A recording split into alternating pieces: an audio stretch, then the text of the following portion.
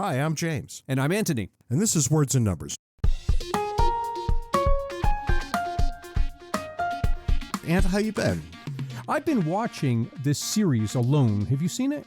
Is this what's new and exciting this week, or is this just a casual aside? No, this is new and exciting. I will preface this segment by saying that your TV and movie recommendations tend to be pretty solid. I think you and I tend to have the same kind of taste. I have other friends who I love dearly, whose taste in movies is so diametrically opposed to mine. Whatever they recommend, I know I need to not go see that. I've been watching Alone, which just hit Netflix in Series 8. You can get Series 1 through 7 on Hulu, I understand. The premise is they take a dozen people and they put them out in the wilderness. They have a handful of things. Maybe they've got a saw or a tarp or some rope or something. And that's it. And the game is who can last the longest. The record's 100 days. So it's the Hunger Games. It's more like a solitaire version of Hunger Games, right? But I'm watching this, and again, I'm talking about Series 8, so the thing is up and running. They worked out the kinks. The contestants are filming themselves throughout this whole thing, and they keep repeating this mantra over and over again about caloric intake. They weigh everything that way. So the guy's thinking about cutting down some trees to build a house for himself, and he's saying, okay, how many calories am I going to expend doing that versus how many calories I managed to take in from hunting and gathering? And so this is constantly on their minds. And the guys that tap out, where they say, okay, I'm done, take me home, they'll say things like that, like this was a bad investment. One guy spent a lot of time building a boat, and he says, for the amount of calories I brought in fish, it was a bad investment. It wasn't worth the calories to build and maintain the boat. And it suddenly hit me that this thing that people talk about, if only we didn't have money, we wouldn't have greed, there wouldn't be want. People associating greed and want with money, and kind of a corollary to that economics is somehow a social construct. All of a sudden I saw, wait a minute, this thing they're talking about, balancing the caloric intake versus how much calories they're expending doing various things, that is exactly economics. They're measuring the inflow and outflow with calories, whereas we measure it with dollars, but we're measuring the exact same thing. How much are you producing versus how much are you consuming? We can make this much easier. It's a trade-off.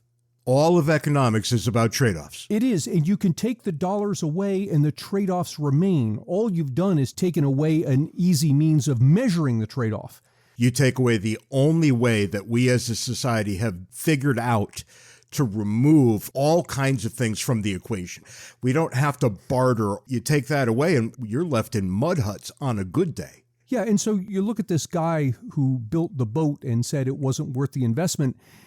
The problem there is he couldn't measure exactly how many calories that it took to produce the boat and maintain it, and he could estimate based on number of fish how many calories he was going to take in, but he didn't have enough information to be able to make that decision smartly. With dollars, we do. Now, it's not enough that you can make it perfectly, because who knows what's going to happen in the future. But if there were dollars, if there was a price tag on the boat, and he earned money for his hunting and gathering, he could look at it in black and white and say, look, I earned $10 a day hunting and gathering, and the boat costs $500. This is not worth it. I'm going to have to do something else. That's one of the things that dollars does. It enables you to make that analytic trade-off much more easily. Really, what you learn from this is that going it alone in the wilderness probably not the best bet.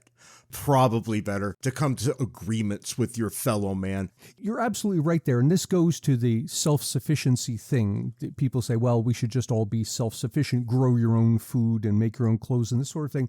I'm watching this season 8.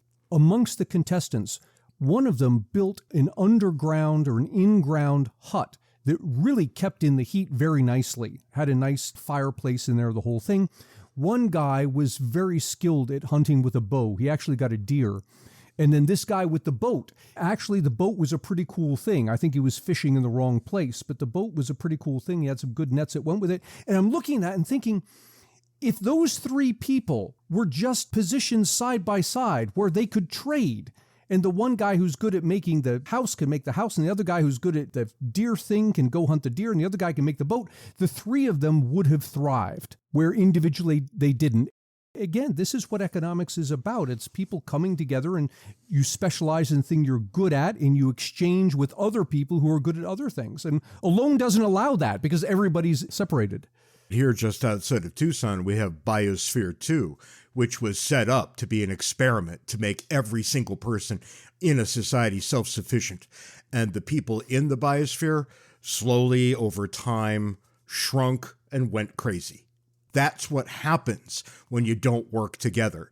People think that we're not working together now, that somehow these evil corporatists are just making us all dance at the end of the string.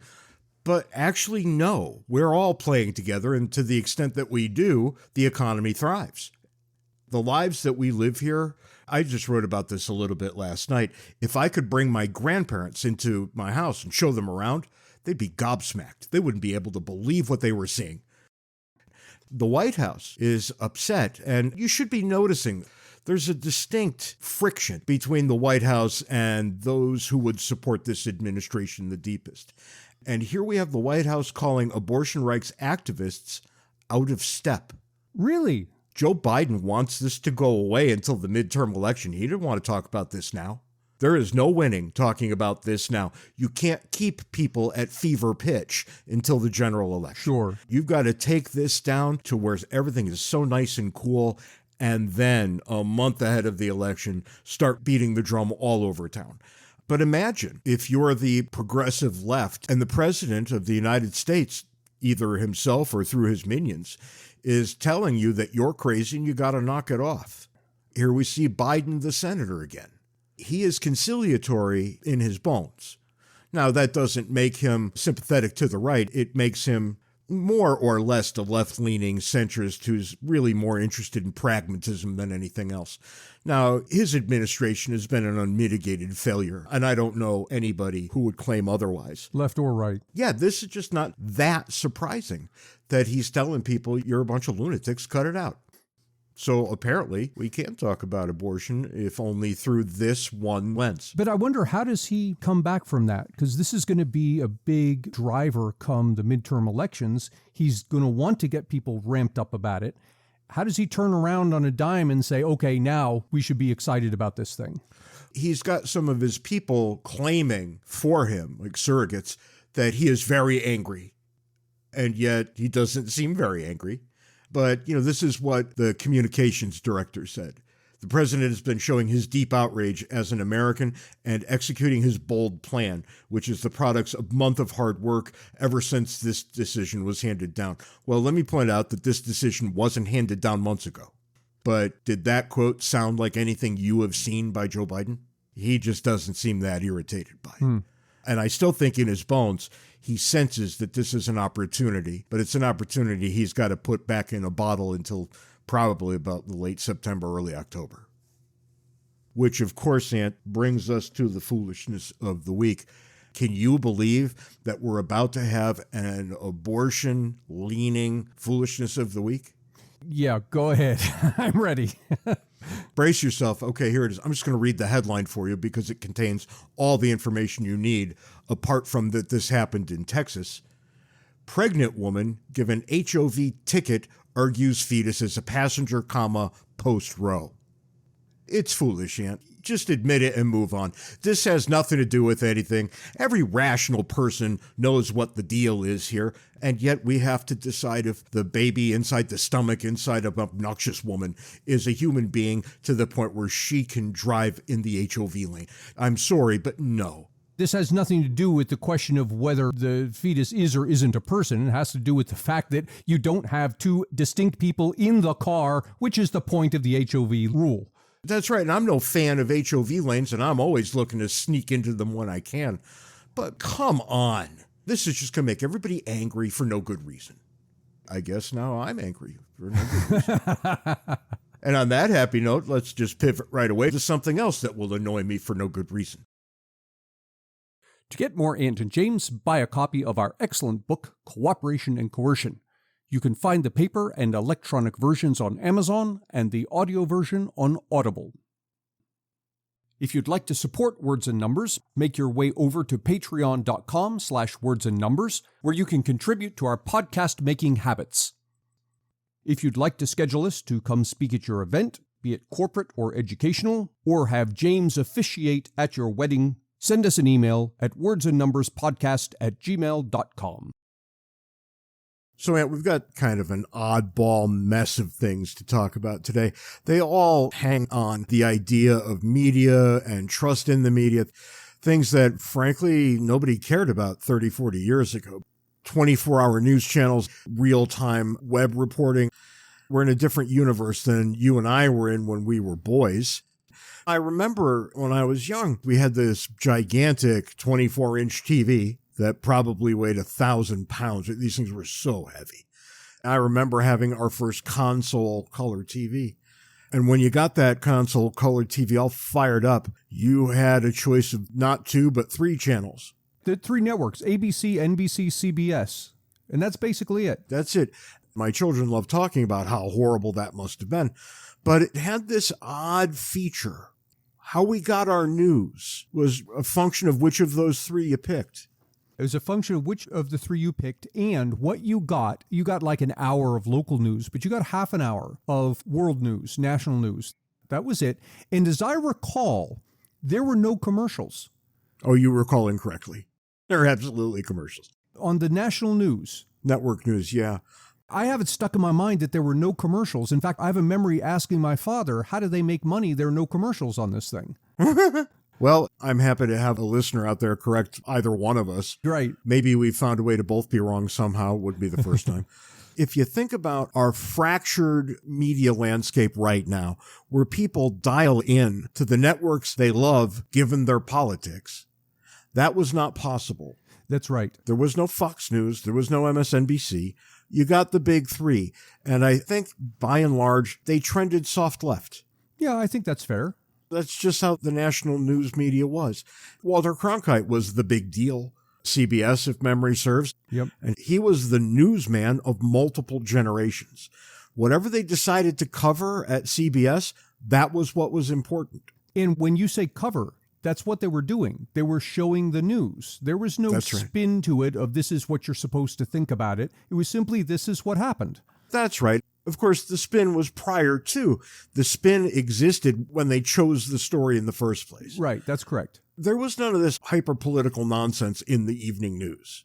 And now, with the media so under the gun, because they have to figure out a way to do things fast, cheap, and in a way that won't alienate their audience.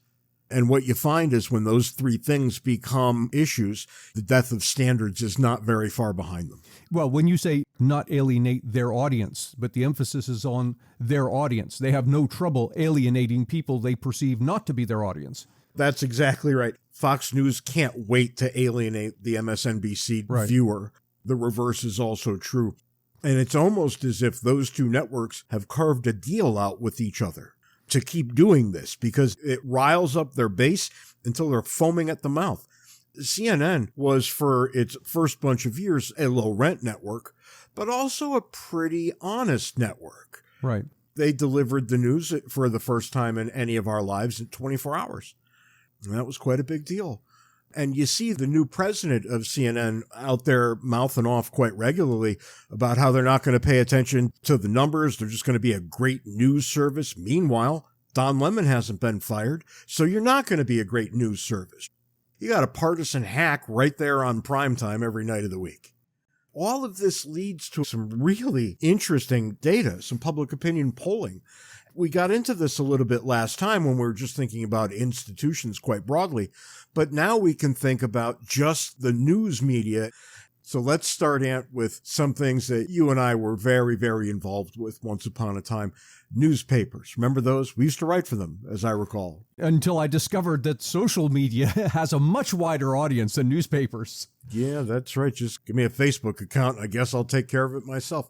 We're looking here at the percentage of Americans who say they have a great deal or quite a lot of confidence in newspapers and television news. Television news, oddly enough, considerably better than newspapers. Back in the 1990s, yeah. In 1990, it looks like 47 or so versus 32% on newspapers. And don't you know that those two numbers have been converging over time from 1990 to right now?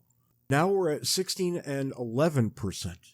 What we're looking at here, and we'll put a picture of this graph in the show notes, you can see it, is pretty much a straight down sloping line of a reduction in the fraction of Americans who say they have a great deal or quite a lot of confidence in newspaper or television. And back in the 1990s, television won out over newspaper. Now it's kind of reversed, although they're both low. Newspapers at 16% and television news is 11%. The last time I saw 11%, that's right. Yeah, a confidence rating that low, you and I were talking about Congress. That's right. But this is television news we're talking about. That's exactly right. Come to find out, people love the news exactly as much as they love Congress, which is not a whole hell of a lot. You look at this, and you're right to call it a straight line. I mean, it's got the typical peaks and valleys as it heads closer to zero with each passing year.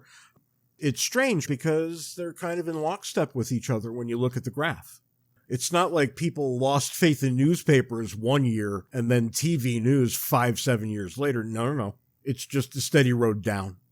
Boy, when you get to 16 and 11%, you might as well just wave your hands in the air and walk away. Yeah. But you have to ask what all these people did to watch the trust in them just erode over time. Right. And then it gets really ridiculous because we can take a look at Americans' trust in mass media by political party from 97 to 2020. So we're not even current with this. So understand that the trends are probably worse than what we're going to be able to talk about today. We just won't know it for a couple of years given how this data is collected. And if I asked you, do you have any trust in mass media? No, actually, I don't, which is weird because I write a lot for mass media. And no, I don't have much trust in them. Nor I. And we're in line with Republicans, who only 10% of them have any trust in mass media. Or even independents. Only a third of them have trust in mass media. Yep, 36%. There's something weird here because the Democrats, 73% of them trust mass media. And there's something else interesting here. And again, we'll put this second picture we're talking about in the show notes. But if you look at it, it goes back to the mid-1990s up to the present. Republicans and independents, their lines are pretty much going down over time. So you see this kind of consistent erosion of trust in the mass media on behalf of Republicans and independents. Democrats, on the other hand, are stable all the way from the 1990s up until around the time that Trump is elected, and then it shoots up, and they're going from roughly 60% up to 73% today. But of course it shoots up, right? Because every network they watched just handed Trump his head every day of the week. Right. And here's one of the reasons why I think Don Lemon is a partisan hack, right? There was no such thing as a Republican policy or politician that he could find any goodness in. And as long as that's true, you're dealing with a hack. But as things now stand, we are treated to wildly divergent paths here. It's fascinating how Democrats, by the time they rediscovered their love of mass media, first it was, I think, in a full-on hate of Donald Trump, and then a full-on love of Joe Biden. Mm. There's a group of people out there who can't find anything to fault Joe Biden over. I want to underline these results again because the more I look at it, the more astounding they are. So what they're telling us is the average Democrat is twice as likely to trust mass media as the average independent. Right. And 7 times as likely to trust mass media as the average Republican. Therein lies the most gigantic disconnect I think we've ever stumbled upon. Yeah, very much so. A factor of 7? These are different people. When you hear, oh, red and blue America, here you go. I've got, I don't want to say a hypothesis, but there are thoughts now forming in my mind as we talk about this. I referred earlier to how interesting it is that in general, Americans have the same attitude toward television as they do toward Congress in terms of favorability ratings. And I wonder if there's a link there, because what's happened politically, and we've talked about this on episode maybe a year and a half or 2 years ago, tracing out people's confidence in government over many decades. And that's been eroding in conjunction with this increase of hyperpartisanship. as if politicians are deliberately pitting us against each other. Oh, they're absolutely doing that. They're absolutely doing that. And as they do so, we come to trust government less. But it's the same phenomenon here with media. And I would argue it's for the same reason. The media pits us against each other. I think that's right. And the more you say all these words, the more I think you and I are probably going to be writing about this in the not too distant future. Because anytime you get one very large group of people in a society believing something at 7 times the rate that another equally large group believes, you're going to get some fireworks. Yep. And then you've got to take into account as well, what the hell is mass media? You say mass media. I'd be interested in seeing figures, and they're not included in this report, figures of social media. Yeah. Because I would imagine that social media has as large, possibly larger an effect on people's attitudes than mass media does. And social media is even worse in terms of the hyper-partisanship. I have 2 speeds on my Facebook account. You're either in and participating or banned. Right. Those are the only 2 groups of people. Those 2 groups are likely pretty close to the same number because I get rid of people and then I ban them forever. Yet when you take a look at the data we're looking at right now, those people are these people too. Mm-hmm. We got lunatics in the data, and I suspect all 3 groups are comprised of relatively similar numbers of lunatics. I talk from time to time about the media in some of my lectures. I always point out that the media is a profit-oriented entity. It's looking to make a buck just like any other business. And the way it makes a buck is by showing us stuff that is salacious, that's scary, stuff that will get us angry, because that's what we actually want to see. We can tell that by people's behavior. That's right. And so on the one hand, while I blame the media, on the other hand, I would say, well, look, the media is just delivering what people want in the same way that you say repeatedly, quite rightly so, that people get the government they deserve. That's right. They get the media they deserve too. You get the government you ultimately want, and you get the media you ultimately want. When you can identify a partisan difference that's this profound, now I know that these people are being served by completely different news outlets, and they're all somehow mutually exclusive. Yeah. The one you're watching right now cannot find any common ground with the one I'm watching later. I have a long-standing habit, I guess would be the right word to use, of predominantly watching the network of the out-of-power group. When Trump was president, I spent a lot of my time on MSNBC. Mm-hmm. And now that Joe Biden is president, I spend a lot of my time on Fox. Yep. Because I kind of want to see how these groups look at each other. And I think what they really believe is disgusting. If you honestly think that one man can do no wrong and the other can do no right, trust me, you're the problem. It reminds me of that social experiment that was done at a college once where they showed college students political platforms and they put George Bush's name at the top of one list and Barack Obama's at the top of the other list. And sure enough, everyone who identified themselves as Democrat said, yes, Barack Obama's policies are absolutely right and Bush's are absolutely wrong. And vice versa, everyone who identified as Republican said the reverse. The punchline was that the people who set up the social experiment actually reversed the names. Yeah. That all people were doing was looking at the name, and if the name is part of my party, I agree with everything I see. I gave exactly that lecture, believe it or not, in front of a room of 100, 150 people. And for me, it was Trump and Obama. Mm-hmm. And it was real easy, actually, to find any number of Trump things that Democrats should have loved, given what they say they love, and vice versa. And yet they clapped and hooted and hollered right until I told them that they were all completely wrong, every one of you. I didn't know you actually ran this experiment. What kind of reaction did you get? They were angry with me. Really? They're angry with you. That's right. They were angry with me, and they were a lot angry with me. It wasn't that we could move on from there. It's just that that's where we stayed. Wow. I had pictures, and wow, there were all these feel-good things for one of the guys. And, you know, it's like, look, this guy killed this many people by drones. Barack Obama's the drone-killing president. Anybody with a fleeting familiarity with the news should know that. But Donald Trump had given all kinds of concessions and all kinds of funding to deep woods firefighters, things like this. But it was fun to make that many people that angry. Usually I can only make the wife that angry. In defense of your audience, How much of it is that government has become so complicated, necessarily public policies become so complicated, that they do like we do with cars? I can't think about all the attributes of a particular car. All I know is... Just go buy a Toyota and I buy Toyota, right. I remember as a budding political scientist once upon a time in the Stone Ages, professors would talk, and I think rightfully so, about how party affiliation, party identification is a political shorthand that we use to describe an entire batch of things, beliefs, preferences. And that's, of course, been right for a number of years. And you're going to be either this team or that team most often. The real interesting story here is one that we've touched upon many times, the growth of independence.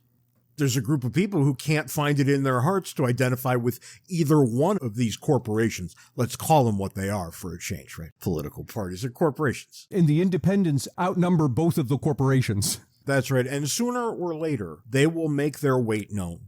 Independents are going to throw their weight around a little more with each passing year. Yeah. And I'm interested to see that play out. You said something a moment ago about people not thinking about the platforms, but identifying with the party, taking that as an indicator of the platform. I wonder if that fact that we don't think about these things carefully, if that is in part due to the 24-hour news cycle. When we were young, you got half an hour of news on television, and that was it. You didn't see the national news again for 24 hours. And it gave you 24 hours to think about what it is that you saw. But here's the thing. That was enough. And you know what? More people watched. Well, you just said something interesting. You said that was enough. What happened was the news media had to fit in the important stuff. Now with a 24-hour news cycle, the news media can fit in stuff that's irrelevant and get us all excited about it. The most often heard sentence on any of these 24-hour news stations is, "We're all out of time."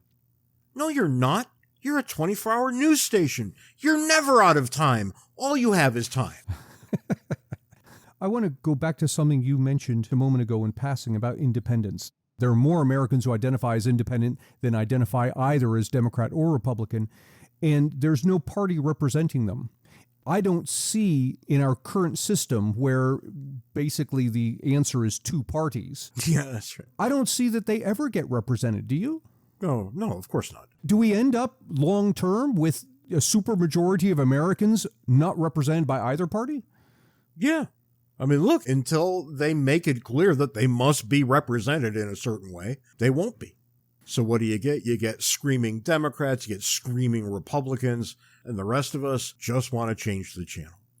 When I talk to young people, I say, look, the best advice I can give you about absorbing information about political things is don't absorb too much. Right. Know when you've had enough. Watch until you're either angry or satisfied, and then turn it off. Right. No matter what happens, we know that people's best interests are not going to be served.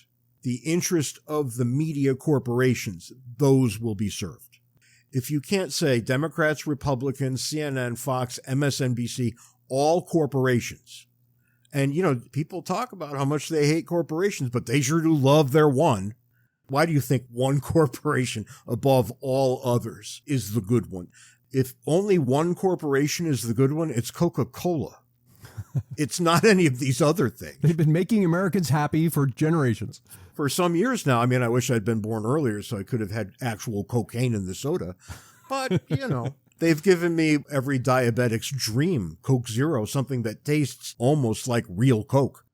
It's very difficult to get people to just stop reacting and start thinking. If you just sit there getting madder and not changing the channel, you want to be mad. Have other interests. Put things in their proper perspective. And much of what Americans lose their minds over when it comes to politics ends up in the long run not mattering. Yeah, that's right. Because you know what? Policies under Joe Biden are not markedly different than they were under Donald Trump, which are not markedly different than they were under Barack Obama, and on and on. And I hear the sphincters constricting as you speak those words, but if Ant is wrong, you're going to have to answer a difficult question.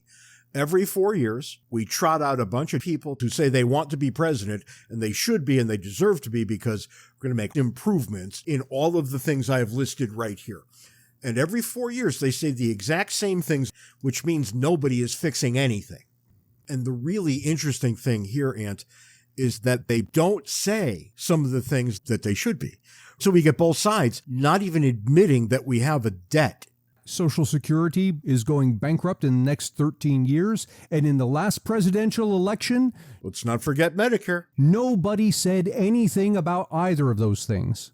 In every single televised debate, they did not talk about those things. The debt didn't come up once. Social Security never came up. The only thing that ever happened was old white guys said, well, we got to make sure that it's solvent and safe and blah, bitty, blah, bitty, blah. Nobody ever bothered to talk about how that might come about. And who also didn't talk about it was the media representative who was asking the questions. Yeah, that's right. They're complicit. See, now I'm all agitated. I'm all agitated. And I got to say, we're recording this at the dinner-ish hour on a Friday afternoon. And the wife and I are going out for Mexican tonight because when you live in a city that's 40% Mexican, the Mexican food here is pretty outstanding. And all I know is I'm going to sit there like a sourpuss yelling at people because of what happened here. Well, it's time to turn it off, James. Yeah, I guess that's right. Ant, I will catch you next week. And in the meantime, you can join us over at Words and Numbers Backstage, where the conversation continues. You can also follow us on Twitter. Handles are in the show notes. You want to talk about email and nonsense like this? You can send us email, mad email, happy email, sad email, whatever you like. wordsandnumberspodcast@gmail.com. You say this every week, and the more often you say it, the more spam I get. Anyway, I got to stop talking about the debt. What else can annoy James? I should be in a better mood. All three of the Harrigan children are out of the house. I should drink this in a little bit. Until next week, Aunt, have a good one, and I'm going to try and take my own advice for a change. I'm just going to be nice. That's all. So I'll see you next week. See you next week, James.